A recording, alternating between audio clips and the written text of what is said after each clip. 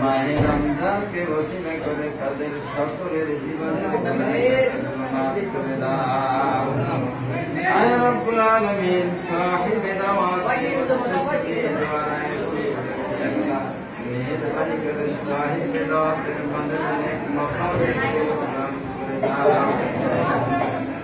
আয় রব্বুল আলামিন সাহিবে দাওয়াতের সমস্ত আত্মীয় স্বজন বাপ মা দাদা দাদি নানা নানি পূর্বপুরুষ আত্মীয় স্বজন যারা অন্ধকার কবরে চলে গেছে আল্লাহ মেহেরবানি করে সকলের জীবনের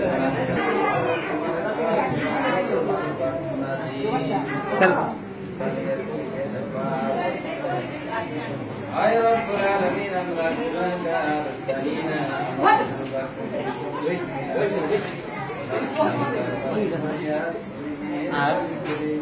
আমাদের সকলের রোজাগুলো কবুল মঞ্জুর করে নাও। আয় রব্বুল আলামিন খাস করে এই বাড়ির উপরে তোমার রহমত ও বরকত নাযিল করো। ইয়া আল্লাহ তাআলা